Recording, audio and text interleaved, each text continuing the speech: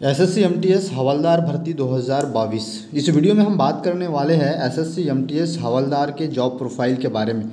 जो post add की गई है, जैसे कि एसएससी एमटीएस में जो है सिर्फ एमटीएस की वैकेंसीज पहले आती थी, लेकिन वर्तमान में इसमें हवलदार की पोस्ट को ऐड कर दिया गया है। तो इसमें एसएससी एमटीएस हवलदार की जॉब प्रोफाइल क्या है, इसमें जो है क्या काम करना पड़ता है, ठीक है, इसका जो है पूरा डिटेल्स इस वीडियो में हम देखेंगे।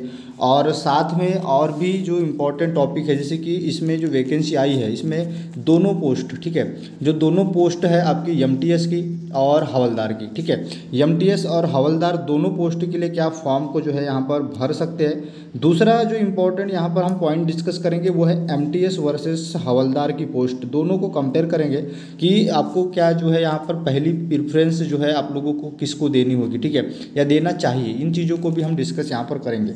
साथ में हम एसएससी एमटीएस की जो जॉब प्रोफाइल है उसको देखेंगे और साथ में हम देखेंगे हवलदार की जॉब प्रोफाइल, यानी दोनों को यहाँ पर हम डिस्कस करने वाले हैं। इसकी पूरी जानकारी, पूरी डिटेल्स को जो है यहाँ पर जानने वाले हैं। तो वीडियो को अंत तक देखते रहिए। और एसएससी एमटीएस भर्ती की जो और जानकारी, जैसे कि सिलेबस है, ठीक है, सिलेक्शन प्रोसेस है, सारी डिटेल्स नोटिफिकेशन को समझना है तो आपको डिस्क्रिप्शन में वीडियो का लिंक मिल जाएगा या फिर आप आई बटन पर जाकर चेकआउट कर सकते हैं। सबसे पहले यहाँ पर हम बात करते हैं पहला जो इम्पोर्टेंट टॉपिक है उसको, कि यहाँ पर दोनों पोस्ट के लिए क्या फॉर्म को भर सकते हैं, ठीक है। इसमें आप लोगों के एमटीएस है ना, एमटीएस और आप लोगों का जो है हवलदार, ठीक है, दोनों पोस्ट के लिए यहाँ पर जो है आवेदन है। और इनमें क्या दोनों पोस्ट के लिए आप फॉर्म फिलअप कर सकते हैं, तो इसका आंसर है एस। जी हाँ, आप दोनों पोस्ट के लिए आवेदन कर सकते हैं, लेकिन आपको यहाँ पर क्या करना होगा। देखिए, सबसे पहली चीज़ तो दोनों टाइप की पोस्ट रहेगी। आप सबसे पहले पोस्ट देखेंगे, है ना, जो पोस्ट है वो देखेंगे कि आप लोगों के किस स्टेट में जो है हवलदार की पोस्ट है और किस स्टेट में जो है आप लोगों की जो है एमटीएस की पोस्ट है, ठीक है, दोनों को आप देख लेंगे। उसके बाद पोस्ट प्रेफरेंस जो आप भरेंगे, ठीक है, उसका जो कोड भरेंगे।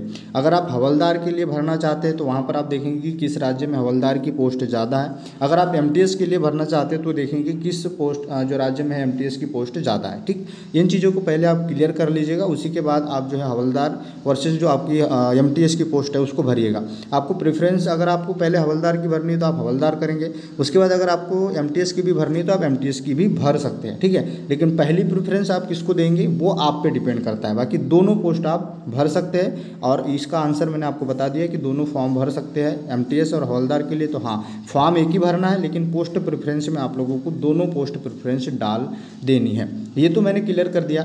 अब यहाँ पर हम जो दूसरा टॉपिक है कि एसएससी एमटीएस जो है सही है या फिर आप लोगों को हवलदार की पोस्ट सही है, इस चीज़ों को हम यहाँ पर डिस्कस करते हैं। देखिए, सबसे पहले हम एमटीएस की जॉब प्रोफाइल देखते हैं, उसके बाद हम जो आप लोगों का हवलदार की पोस्ट है उसकी जॉब प्रोफाइल देखते हैं।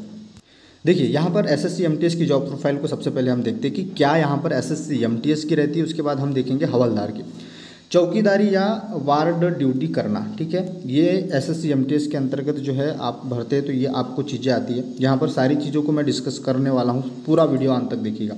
बिल्डिंग तथा उसके आसपास के एरिया की साफ़ सफाई, ठीक है, कार्यालय की साफ़ सफाई, फोटोकॉपी करना तथा फैक्स करना, है ना, पार्क, पौधे, कमरों का ध्यान रखना, ये एसएससी एमटीएस की पोस्ट है, इसके अंतर्गत ये काम किए जाते हैं।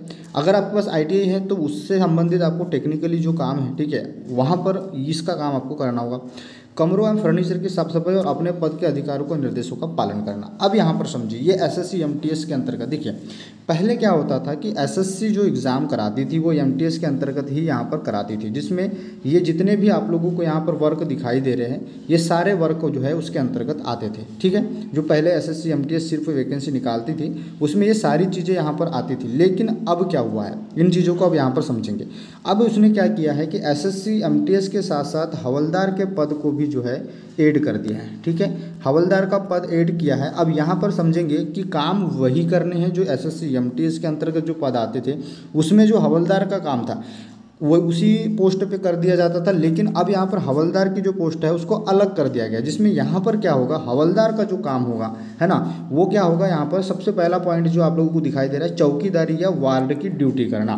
समझ में आई आपको बात? क्योंकि ये पहले जो पद था वो एसएससी एमटीएस के अंतर्गत ही आता था, जैसे कि चौकीदारी करना या वार्ड की ड्यूटी करना, या फिर जो भी सिक्योरिटी वाली जो चीज़ें एसएससी के ऑफिसों में देखी जाती हैं, ठीक है, सिक्योरिटी वाली जो चीज़ें हैं वो आप लोग अब हवलदार के पद जो रहेंगे उसके अंतर्गत करे जाएंगे। अब यहाँ पर एमटीएस के जो बाकी पद बचते हैं, ठीक है, जो एमटीएस के जो पद है उसमें बाकी ये जो पद बचते हैं इनका जो काम होगा वो एमटीएस के अंतर्गत आएगा। बाकी जो भी सिक्योरिटी वाली चीज़ें है, ठीक है, रक्षा के अंतर्गत जो भी चीज़ें आएगी, चौकीदारी करना, ठीक है, देखरेख जो भी करना है, ठीक है, वार्ड ड्यूटी करना, नाइट ड्यूटी करना, बिल्डिंग की जो है देख रेख करना, जैसे कि चौकीदार जो जिस प्रकार से होते हैं, ठीक है, तो उसी पद को अब हवलदार का जो काम, तो हवलदार जो है उसी पद पर कार्य करेगा। तो ये चीज़ें आप लोगों को समझ में आ गई होगी कि काम वही है, नाम बदल दिया गया है, बाकी जो सिक्योरिटी वाली चीज़ें है वो अब हवलदार के अंतर्गत जो है यहाँ पर एसएससी के द्वारा भरी जा रही है। बाकी मैंने आपको बता दिया कि इसका काम क्या है। अब यहाँ पर समझने वाली बात है कि जो सैलरी है, ठीक है, सैलरी आपको सेम रहेगी, इसमें सैलरी का कोई भी जो है इशू नहीं रहेगा कि एमटीएस के लिए अलग या फिर हवलदार के लिए अलग, ऐसा बिल्कुल भी नहीं होगा। बस यहाँ पर फिजिकल ऐड कर दिया गया है थोड़ा बहुत, ठीक है, ज़्यादा डिफिकल्ट फिजिकल नहीं है।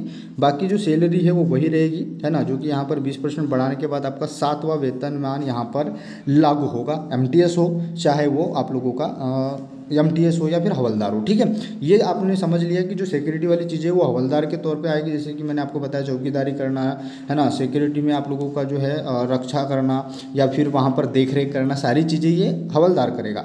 बाकी जो ये छोटे मोटे काम है, कमरों को फर्नीचर की सफाई करना, पौधे को पानी देना, फोटोकॉपी करना, चाय देना, ये सारी चीज़ें एमटीएस के पद पे आएगी, ठीक है।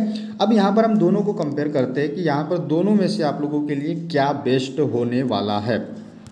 उससे पहले मैं आप लोगों को बता दूं, अनअकैडमी के बारे में आप लोग जानते होंगे, इंडिया का नंबर 1 ऑनलाइन एजुकेशन प्लेटफॉर्म है और अभी एसएससी की एग्ज़ाम्स के लिए यहाँ पर न्यू बैच स्टार्ट हो चुकी है। इंडिया के टॉप एजुकेटर के द्वारा आप पढ़ सकते हैं, पूरी तैयारी कर सकते हैं घर बैठे अनअकैडमी से। और यहाँ पर मैं आप लोगों को अपना कोड बता दूँ, सुपर 10 करके कोड है, ठीक है, सुपर 10 करके आप कोड का उपयोग करते हैं तो आपको सब्सक्रिप्शन में 10% का डिस्काउंट मिल जाएगा। लिंक दिया है डिस्क्रिप्शन में, वहाँ से जाके आप सब्सक्रिप्शन ले सकते हैं, तैयारी कर सकते हैं घर बैठे अनअकैडमी से।